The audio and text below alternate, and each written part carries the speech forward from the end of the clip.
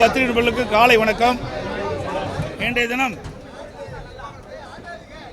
சட்டப்பேரவை நிகழ்ச்சி துவங்கியவுடன் அனைத்து இந்திய அண்ணா திராவிட முன்னேற்ற கழகத்தினுடைய சட்டமன்ற கட்சியினுடைய எதிர்க்கட்சி துணைத் தலைவர் திரு உதயகுமார் அவர்கள் ஏற்கனவே 11/1/2022 தமிழ்நாடு சட்டப்பேரவை விதி 68 படி மாண்புமிகு திரு எம் அப்பாவு அவர்கள் பேரவைத் தலைவர் பதவியில் நீக்க வேண்டும் என்ற கடிதம் வழங்கியுள்ளார்.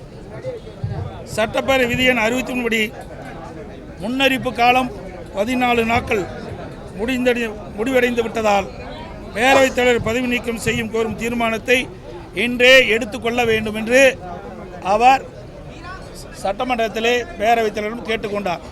ஆனால் சட்டப்பேரவைத் தலைவர் இந்த கோரிக்கையை ஏற்க மறுத்துவிட்டார்.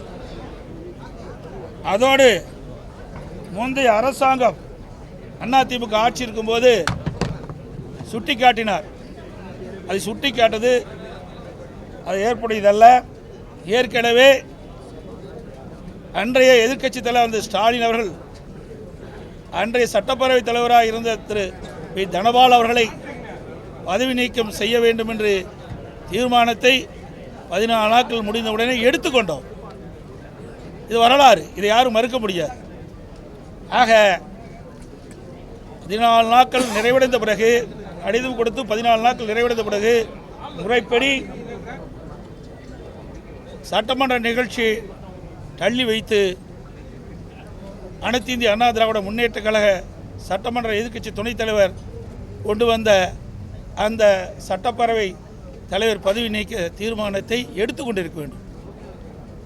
இதை அவர் மறுத்த காரணத்தினாலும் அதோடு கடந்த ஒரு வார காலமாக டாஸ்மாக் தலைமை அலுவலகம் மற்றும் இதர அலுவலகங்களில் அதோடு இந்த டாஸ்மாக் நிறுவனத்திற்கு சப்ளை செய்கின்ற மதுபான தயாரிப்பு தொழிற்சாலையிலும் மத்திய அமலாக்கத்துறை தொடர்ந்து சோதனை நடவடிக்கை மேற்கொண்டு அதன் அடிப்படையில் நேற்றைய தினம் ஒரு செய்தி பத்திரிகையிலும் ஊடகத்திலும் வந்துள்ளன. அமலாக்கத்துறை செய்தி வெளியிட்டது. அதில் 1000 கோடிக்கு மேல் முறைகேடு நடந்துள்ளதாக செய்தி வெளியாகியுள்ளன. விசாரணை தொடர்ந்து நடைபெற்றுக் கொண்டிருக்கின்றது. இந்த விசாரணை முழுமையாக முடிவடைகின்ற பொழுது சுமார் இந்த டாஸ்மாக் நிறுவனத்தின் மூலமாக கிட்டத்தட்ட 40,000 கோடி அளவுக்கு ஊழல் நடைபெற்றிருக்குமோ என்று சந்தேகம் எழுகின்றது. இந்த அரசு அதை பற்றி இன்னும் எந்த ஒரு செய்தி வெளியிடப்படவில்லை.